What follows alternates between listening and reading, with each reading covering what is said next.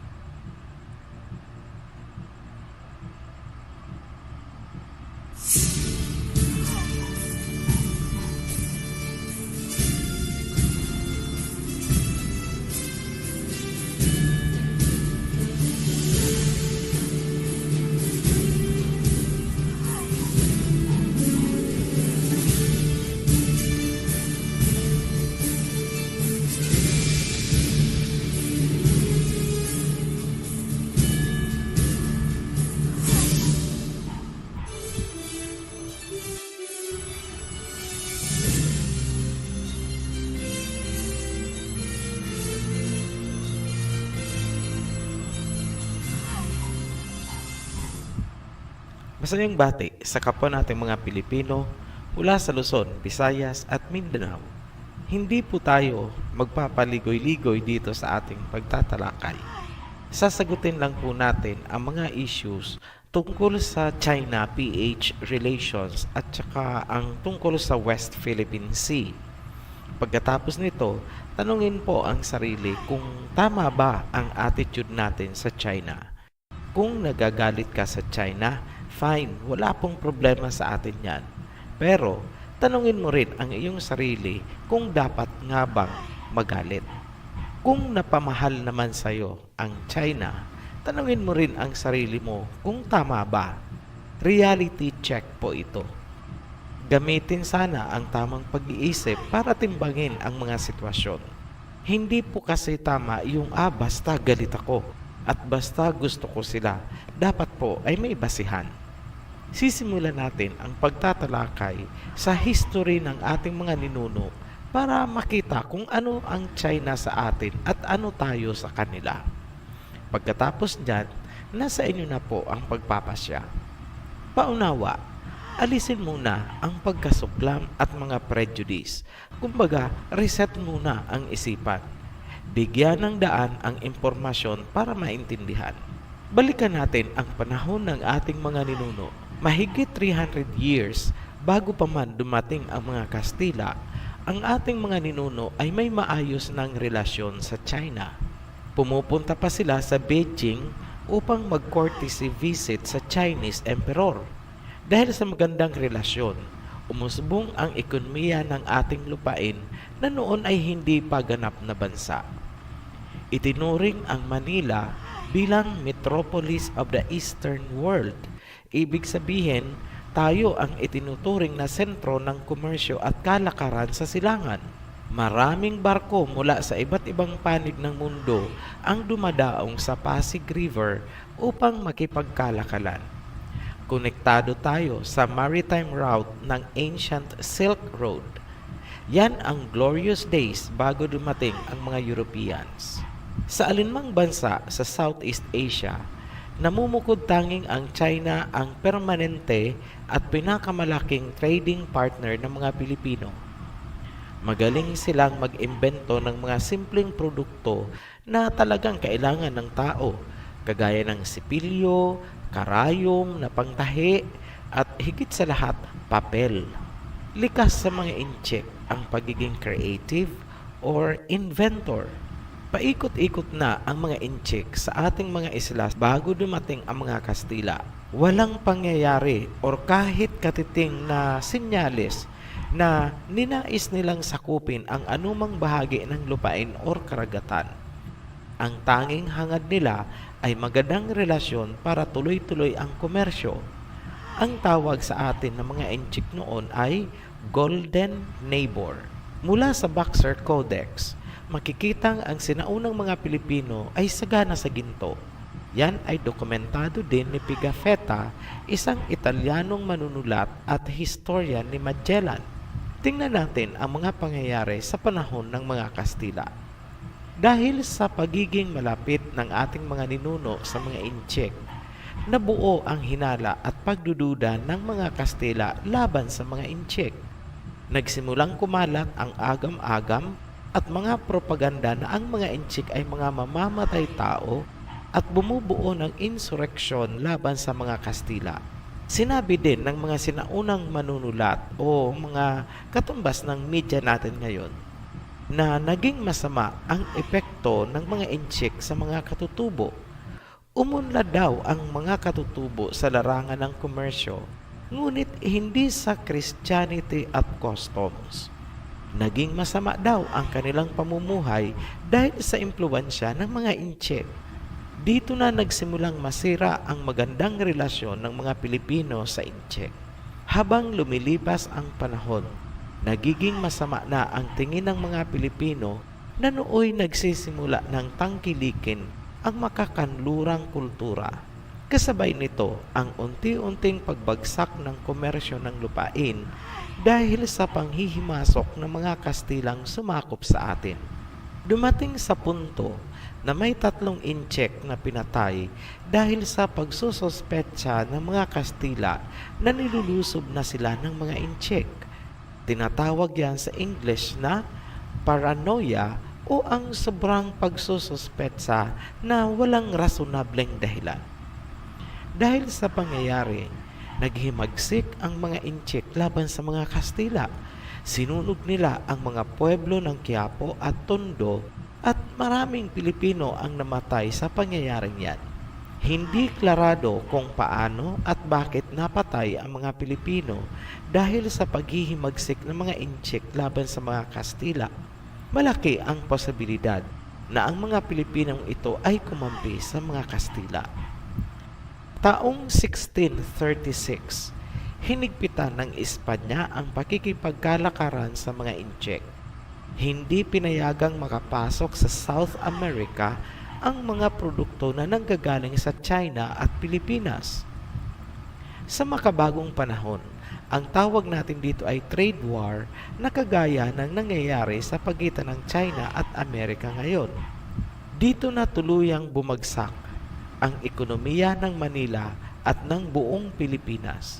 Nawala ang ningning ng Pilipinas bilang metropolis ng Eastern World.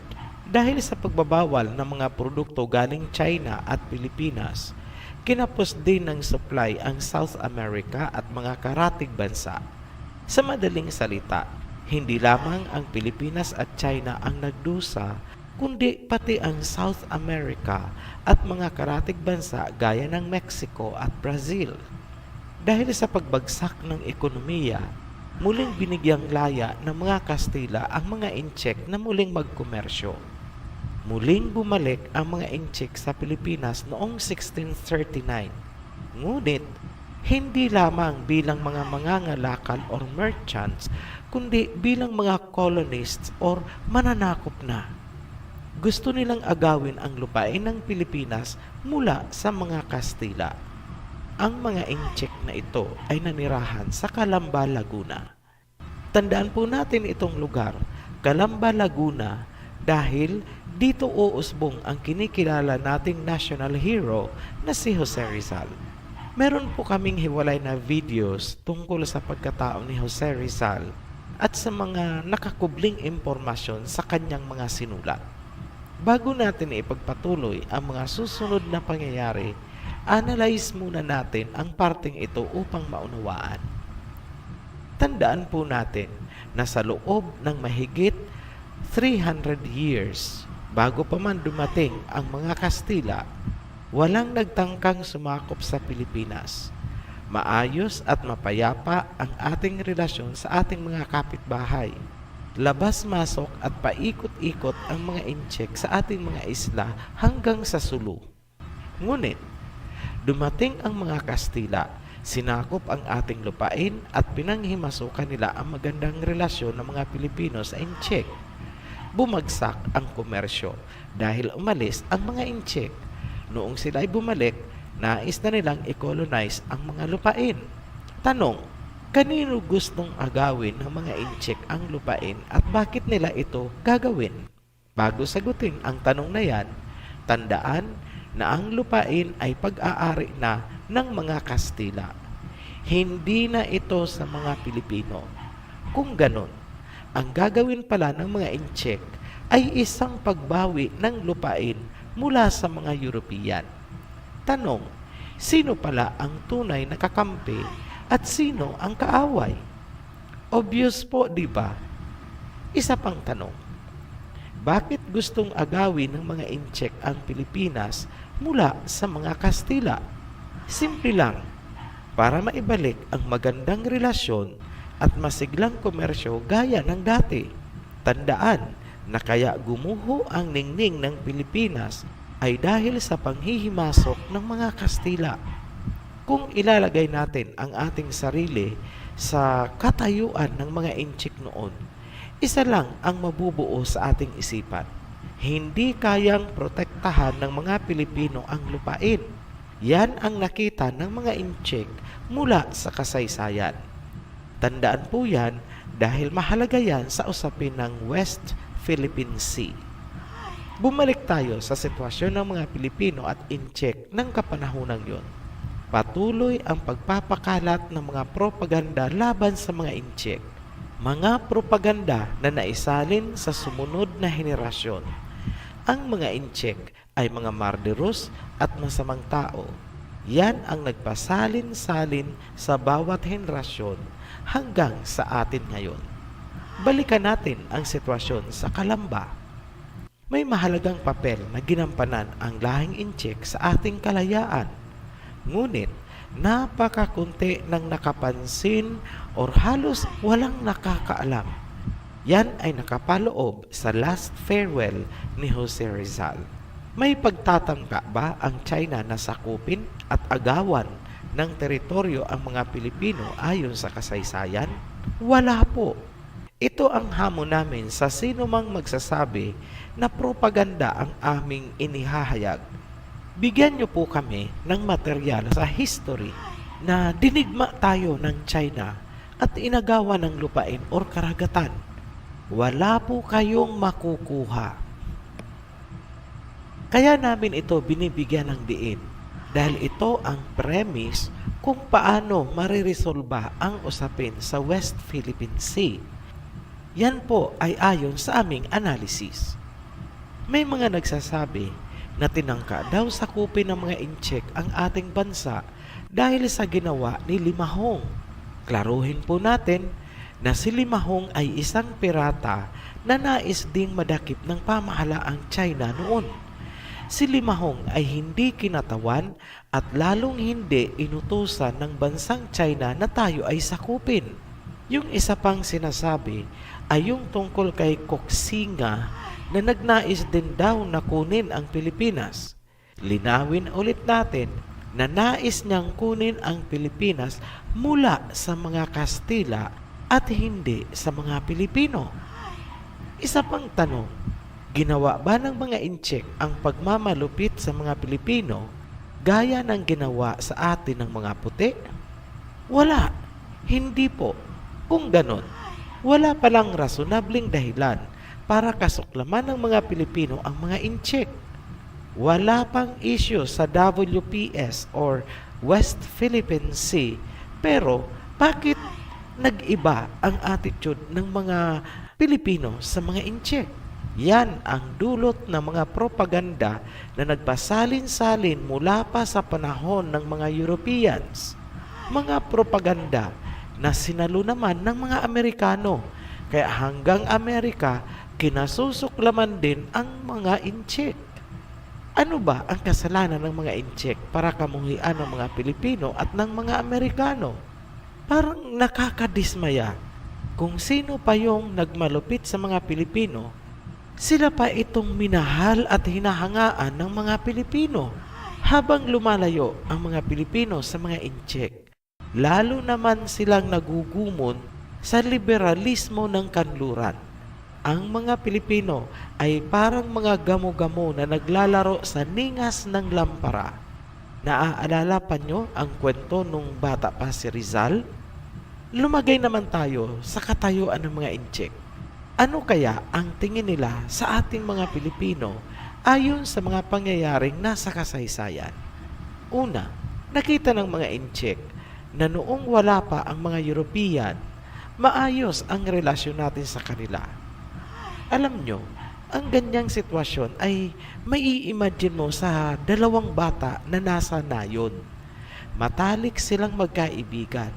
Ngunit, noong may dumating na isang Manilenyo, iniwan ng isang bata ang kanyang kaibigan at ayaw niya na itong maging kalaro kasi may bago na siyang kaibigan kahit na binabatok-batukan siya nung galing sa city. Ganyan po ang nangyari. Dahil sa madali tayong napasok ng mga Europeans, sinakop ang lupain at pinagmalupitan ang mga Pilipino, ibig sabihin, hindi kaya ng mga Pilipino na ipaglaban ang kanilang mga teritoryo. Alam din ni China kung paanong nawala sa Pilipinas ang Sabah na napunta sa Malaysia. Pangatlo, hindi marunong lumingon ang mga Pilipino sa magandang relasyon ng ating mga ninuno. Tandaan, dahil sa mga Inchik, kaya naging metropolis of the Eastern world ang Pilipinas noon. Nangyari na po yan at hindi na natin pwedeng baguhin. That is already part of the history. Kung meron mang pwedeng baguhin, yun ay ang attitude natin. Ipasok natin ang West Philippine Sea issue. Sana po maging bukas ang isipan ng mga Pilipino tungkol sa usaping ito. At ulitin po namin, ito po ay sarili naming analysis. Ang West Philippine Sea ay hinayaan ng mga Inchik sa mga Pilipino sa loob ng napakahabang panahon mula pa sa ating mga ninuno hanggang 20th century. Ngunit, kung papansinin, ang West Philippine Sea ay maituturing na parang isang common na bakuran ng maraming magkakapitbahay. Parang isang compound na si China ang nasa pinakadulo ng looban. Sa bakuran na yan, dumadaan ang maraming bansa ng Silangang Asya papunta sa Indian Ocean. Ngayon, hinayaan ng China sa mga Pilipino ang bakuran, katumbas noon ang ating responsibilidad na siguraduhin na walang kaaway na makakapasok o uukupa sa teritoryong yan. Ngunit, sa paglipas ng mga panahon, nakita ni China na walang kakayahan ang mga Pilipino na i-secure ang compound. Katunayan, nawala sa atin ang Sabah. Alam ni China na dahil sa kawalan ng kakayahan ng mga Pilipino na protektahan ang compound or West Philippine Sea, pwede itong okupahin ng ibang lahi, lalo na ang mga Americans na kaalyado natin. Pag nagkaganon, delikado or manganganib ang seguridad ng compound kung hahayaan lang sa mga Pilipino. Napansin ng China na wala talaga tayong kakayahan na protektahan ang lugar at sobra pa tayong dikit sa mga kalaban nila. Nakikita ni China na magiging tambayan ng kanilang mga kalaban ang West Philippine Sea, call it military exercises na kalaunan ay naka-station na. Kung sa ordinaryong buhay, imagine mo yung may kapitbahay ka. Iisa kayong compound, tapos makikita mo, andon nag-i-standby ang mga kalaban mo. Ganun po ang dating kay China. Ngayon, kung ikaw si China na gusto mo ring masecure ang iyong bahay, ano ang gagawin mo? Simple lang, di ba? Babakuran mo ang compound para makatulog ka ng mahimbing sa gabi na walang agam-agam. Lalagyan mo ng checkpoint. Lalagyan mo ng guardhouse. Ganun po ang nangyari. Nagkaroon ng military facility si China sa West Philippine Sea. Ngayong nabakuran na yan ng China, ano ang sinabi nila? Hindi namin ipagdadamot sa inyo kung anumang produkto ang makukuha dyan. Hating kapatid tayo, mas malaki pa ang ibibigay namin sa inyo. Huwag lang kayong makikipag-deal sa aming mga kalaban dahil kahit naman sa simula, hindi tayo nagkaroon ng alitan. Tayo ang magkapit-bahay. Ang tawag pa nga namin sa inyo noon ay Golden Neighbor. Kung makikipag-cooperate ang mga Pilipino sa ganyang arrangement, magkakaroon ba ng kapayapaan? Oo naman. Masisimula na bang anihin ang biyaya ng dagat? Yes, makakaginhawa po ang Pilipinas. Ngayon, tingnan naman natin ang kabilang anggulo. Yun ay kung paiiralin natin yung attitude natin na amin yan, teritoryo namin yan, panalo kami sa UNCLOS, panalo kami sa The Hague, fine, panalo tayo sa papel. Tanong, sino ang magpapatupad ng court ruling? May sheriff po ba ang UNCLOS? O kaya ang UN? Wala. Ano ang sasabihin nila? Mag-usap na lang kayo ni China, basta yan na ang ruling namin. Ano na ngayon, mga Pilipino? Balik kay China at ginawa mo lang komplikado ang sitwasyon dahil hindi ka na haharapin ni China bilang kaibigan, kundi bilang kalaban. Nawala na siya ng tiwala. Ano ngayon ang choice ng mga Pilipino? Hihingi ng tulong kay Amerika? Dalawang bagay po ang pwedeng mangyari. Tingin niyo po ba makikinig ang China kay Amerika? Hindi po sila magkasundo mula pa noon hanggang ngayon. Magiging war zone lang ang Pilipinas pag nagkamali. Kapag pumasok si Amerika at ang kanyang NATO at magkaroon ng direktahang komprontasyon, sasakluluhan ni Russia ang China. Magkaibigang dikit po ang dalawang bansa na yan. Ano ang kalalabasan? 2 missile po ang nakaumang sa Pilipinas. Isa mula sa Russia at isa mula sa China. Bakit? Naandito po kasi ang mga kalaban nila. Ngayon, gusto niyo po ba na mangyari ang ganon? Wala pong matinong pag-iisip ang gugustuhin yan. Kung ganon, ano pa ang isang possible na reaction or action ni Amerika? Pwede siyang umiwas, magsawalang kibo para makaiwas sa komprontasyon. Kapag ganon ang ginawa ni Amerika, paano ka Pilipinas? Aba, nalagay ka sa alanganin. Hindi ka na nga natulungan ni Amerika, ginalit mo pa si China. Ganyan po ang mangyayari. In short, lalong magiging komplikado ang sitwasyon at masisira ang initial trust na nagsisimula ng sumibol sa pagitan ng Pilipinas at China. Yan po ang aming geopolitical analysis. Meron din kaming inilahad na biblical analysis. Ito yung most peaceful at naaayon sa Biblia. Para maintindihan nyo po yan, panoorin nyo po muna ang Crispin and Basilio series.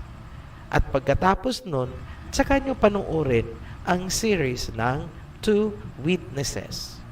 May intindihan nyo rin po ang prophecy tungkol sa two witnesses kapag sinundan nyo po yung mga videos na yan. Para naman sa mga nagsasabing ang China daw ang dragon na sinasabi sa Biblia, makinig po kayong mabuti. Ang dragon ng Revelation ay may 7 heads. Hindi po yan ang China dahil ang dragon po ng China ay isang mythology at iisa lang po ang ulo, hindi po 7. Maliwanag po na hindi yon ang tinutukoy ng dragon sa Revelation. Sana po klarado sa inyo yan. Pansinin nyo rin po na ang nagpapakalat ng ganyang propaganda na ang dragon ay ang China ay mga grupo na pinamumunuan ng mga puti. Dapat mapansin nyo po ang anggulo na yan. Hindi basta paniniwalaan nyo na lang porket nasa Bible daw, nasa Bible. Tingnan nyo kung yung sinasabi nila is nasa Bible ba talaga. Ang nasa Bible, may 7 heads yung dragon. Tapos ituturo kayo doon sa dragon mythology ng China, iisa lang po ang ulo nun. So, ibig sabihin, niloloko po kayo. O, ganyan lang po mag-analyze. Ginagamit nila ang Biblia bilang propaganda laban sa China at Russia.